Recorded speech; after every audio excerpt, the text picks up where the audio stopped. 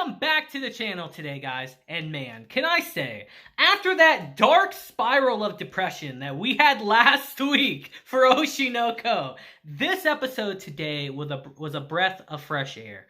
It was honestly really nice to see Akane, someone we saw just get completely and utterly torn down in our previous episode, just get uplifted by the people around her today to kind of show her that, you know, no matter what happens, you're not alone. It was honestly very heartwarming and put a big smile to my face. But can I just say one thing? And I've seen a lot of people not talk about this actually, which I find very weird. They absolutely killed Akane's scene at the end of our episode. When it comes to Ai, they killed it so well. The mannerisms, the way she talks, everything. She got it to a T. But I haven't seen people talking about just how creepy it actually kind of is. And how unnerving it is to see that. Like how she deduced all this information about Ai in such a quick time. Shows a level of dedication and talent that Akane has, but it's also extremely unnerving. You could almost call it an obsession. Now remember that later on, guys, as we progress through our show. Obsession. But anyway, without further ado, let's get into it and talk about Oshi No Ko episode 7 today because it was great. So our episode today begins where our last one left off, as we see Akane at her lowest point, attempting to commit suicide. As we see at the literal last second, Aqua comes and saves her. As she asks Aqua, "Why are you here?" And he tells her, "Mem said you went out in a typhoon, but still hadn't come back, and she's been looking everywhere for you. So I traced the route you take to the convenience store, and..." You fool. But it's here before she can say anything. They actually get interrupted by a passing police officer who ended up seeing the entire thing. But it's here as we transition to our next scene. We actually see this perspective from the opinion of someone who is outside of this situation and can shed a whole new light on this, as Kana says, "Damn, Akane Kurakawa is getting roasted big time." As Ruby asks her, "Isn't this the kind of thing you get used to once you become a public figure?" As Kana tells her, to some degree, I guess, but it varies by person, and some simply never get used to it. Facts. As she even admits to Ruby that, you know, even for me, depending on how I'm doing mentally, there are some days I think maybe I really will go and die. As she says, you know, the mental state of a teenage girl who, lacking any tolerance for it, has been exposed to a barrage of abuse for the first time, is something you likely can't even imagine. It is enough to give you the illusion your whole life is over. Reality shows are programs in which you lay bare your soul. It's not the show that gets lambasted, but you yourself. And it cuts deep. And it's here Kana says some of the realest shit I've heard in a really long time, honestly. It's accurate. As she says, you know, social media puts the bad-mouthing of celebs on public display. That's true. But in the name of freedom and expression, someone is getting excessively ganged up on and bullied almost every day. As she's saying that even if the celebrity's talking shit and they're talking out their ass, the internet is just a place where all those people who don't like them just continuously talk shit about them and drags them in the mud, bullying them the entire time. You see, it's a toxic cycle. As Connie even says, everyone thinks they're an exception as they fiercely drive people into a corner.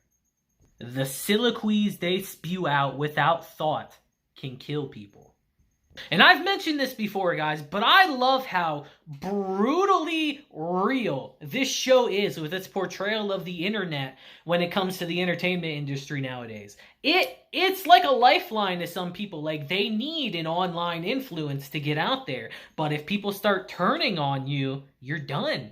It's so real. And I love that so much, that this show just so accurately portrays that.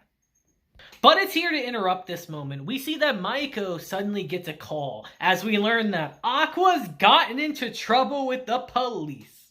And it's here as we transition to our next scene and we see Akane getting questioned for what happened.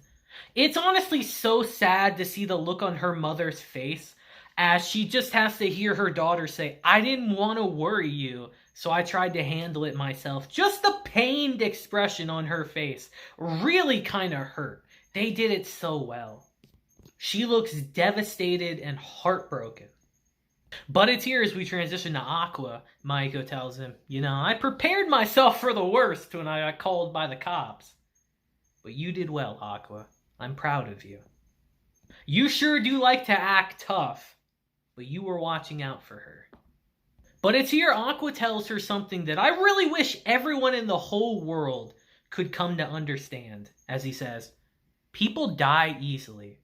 When someone cries out for help, if you don't act quickly, it'll be too late." And Aqua would know that better than most people. And it's here as the rest of the cast arrive. They're all furious with Akane about what could have happened, but they're more relieved that she is okay and unharmed in this moment, as all she can say to them is, "I'm sorry." But it's here with all that out the way, it's actually time to make a tough decision, as Aqua asks Akane flat out, "So, how do you want to proceed moving forward?" As he tells her stepping down from the show is an option now. As he says, given the show's crew is dealing with minors here, the director could be held accountable for this. Under the circumstances, I doubt they'd raise objections if you tried to leave. As Aqua tells her, "You're working under your real name of Akane Kirikawa, so it's up to you to decide when you call it quits." And it's here as Akane reflects on the weight of the words he just told her. She tells everyone, I have worked so hard all this time so I can become a more famous actress and keep performing. Everyone helped me so much along the way, but things have turned out like this.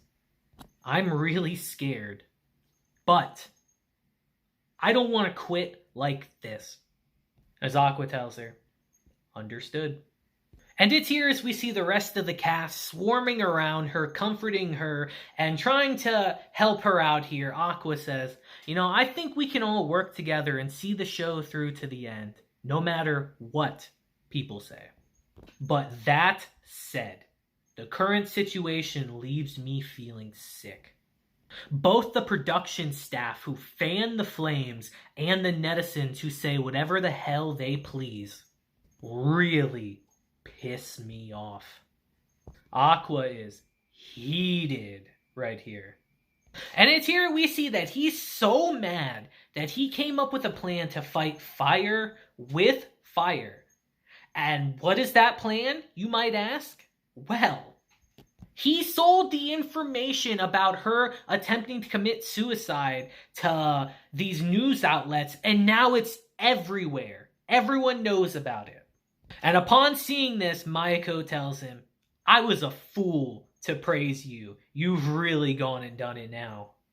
But now that that's done, it's time to move on to Act 2 of our plan." As Aqua says, the news of Akane's suicide attempt made the rounds, and it sparked a variety of controversy. What doesn't nowadays? Naturally, some people backed off, but with a fresh kindling, the smears also accelerated, meaning some people doubled down on their bullying of her. But as we transition to our next scene and continue our plan, Aqua actually asks Mencho for a lot of photos and videos of everyone on the cast. As she tells him, I don't really have that many, maybe like 100 or so. And as she asks him what they're for, he tells her, Love Now is a show edited by professionals, right? Well, their editing betrays an intention to paint Akane as a villain to make the show entertaining. And this is something that gets done so much online, guys. It's wild. You wouldn't even believe it. Because once you paint someone in a certain light, you can't get that image out of people's heads. And they will forever be stuck with that stigmata on them. It's honestly extremely malicious, but it happens all the time. As Aqua even says, it's what they call staging.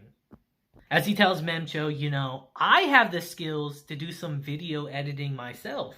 As she realizes what he's doing and says, I get it. You want to make Love Now as seen from our point of view. As she tells Aqua, wow, that's pretty on point of you.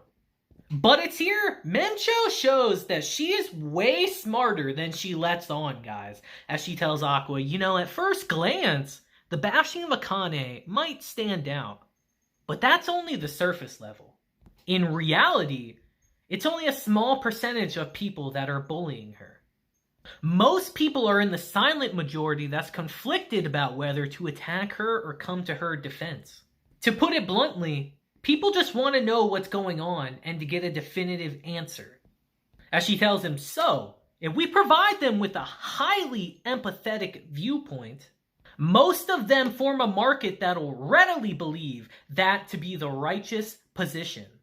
And what she kind of said right here is actually pretty messed up when you think about it. But it's so accurate. If you go on social media, you'll see people flip-flopping their opinions every single day because they want to be seen as right or in the right. It's so accurate, it's crazy. As she tells Aqua, give me the files once you're finished. I'll upload it for you. And it's here as Aqua tries to tell her, I can do that myself. She hits him with some actual science as she tells him, Aqua, do you know what day of the week and time to upload to get the most retweets? And what lengths of tweets gets the most impressions? As she tells him, I've come this far through online marketing and self-promotion. Believe it or not, I'm a pro at getting stuff to go viral. And say what you will about influencers, but there's a science to how these videos do. That's why someone like Mr. Beast, whose content isn't really that much different from other people's, gets pushed so much because he knows the algorithm. He knows the science of making a video. And Memcho is no different. I really like Memcho. I always have. And it's here we see Aqua going around trying to get the whole cast of the show to help him to make this video as best as it can be. As Sumi tells him, oh, wouldn't it be great if we included that one scene?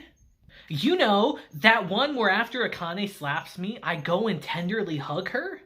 As they try to say, I thought the cameras weren't rolling, and Sumi just laughs at him saying, aren't you naive? Did you think a professional model like myself wouldn't be paying attention to the locations of the fixed cameras? And yes, I did lie to you guys last week. They were filming in that scene. But the emotions were real. But yes, of course they were filming. As Sumi tells them all, the staff definitely has that footage. They're keeping it buried on purpose. Pretty sneaky of them. And it's here on that note, we see Aqua go and confront one of the producers. As the producer tells him, yeah, we got that scene, but I can't give you the raw footage. It's prohibited. As Aqua tells him, I get it. Because after all, if it surfaced, it'd be akin to admitting you painted certain cast members as villains with your directing. With all the attention this is receiving, doing that could cause a bashing of Akane to be directed at the show instead. As Aqua gets told flat out, we're creating entertainment in the form of a reality show. Everyone watches the show because they enjoy seeing quarreling that has a sense of reality to it. We didn't force Akane to do anything. It was her own choice, and our staging is just meant to make things easy to understand for viewers. As he says, Akane's a pro, and this is just a job for us crew. But upon hearing this, Aqua hits this man with straight facts as he says, how old are you, director? As he tells him 35, and Aqua tells him, Akane is 17. Pro or not, 17-year-olds are dumb kids who will always make mistakes. And what kind of adult chooses not to protect a kid? And upon realizing and remembering the kind of girl that Akane is and what they've done to her, the director feels kind of ashamed. As he tells Aqua, "You make a good point." And they end up giving him the footage. And as we transition to our next scene, we transition to the torture of Aqua, as we see the whole cast of Love Now coming together, besides Akane of course, coming together and working on this video to show the world the behind the scenes of how the show really is. To show everyone that the image you have of us is vastly different than the reality of our situation. And by the time the video's done, they've worked this man to death. Someone give this man a Red Bull. As Mencho tells them all, if we get around 100 retweets in the first minute, I think it'll generate considerable buzz in the end, meaning it's a success. And as they post their video to the show's official accounts, they wait, and they wait, and they wait for the views. And within a minute, we see that the video is a smash success and they succeeded. And as we transition to Akane herself, watching the video, seeing all the hard work that everyone put in for her, she's honestly touched and starts crying here. Tears of actual happiness for once. As Aqua says, the video got 74,000 retweets within the first 24 hours. At the same time, it transformed Akane's image. And it worked to solidify the popularity of Love Now. The storm of online criticism resolved to a fair degree. I say that in vague terms because online criticism never fully resolves. Every time something comes up, there'll be those who keep dragging up this incident even 10 years from now. And that is the sad reality of the internet. No matter what you've done, if it's on there, it will never be forgotten. But it's here we see that Akane has recovered enough to be able to come back on the show, and she's in a much better mental state.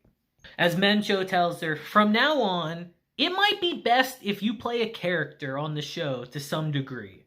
After all, it hurts way more if it's the real you that gets bashed on it. As Aqua tells them all, if you put on some kind of act, that role will become your armor. As Mencho tells him, the act you put on is several layers deep, isn't it? And it's here with all of this in mind. Mencho asks Aqua, what kind of girls are your type, by the way? As her and Sumi both gang up on him about it. But it's here as Aqua starts thinking about it. It gets kind of bittersweet as we see I come front and center. As Aqua tells them, a girl with a pretty face. She has a smile like the sun. Her speech and behavior are seemingly all-conquering. She has a presence. And eyes that draw you in by their very nature. But it's here, even with that very vague information, we see Mencho is able to connect that to I. Just showing that how unbelievably popular I actually was when she was still around. And we see that Aqua is shook that she was able to actually piece that together. As Akane says, I'll try being the kind of girl that Aqua likes. As Aqua thinks to himself, no one can imitate I. It's something you're born with. But it's here as we transition to our next scene. We see that Aqua made that bet against the wrong person.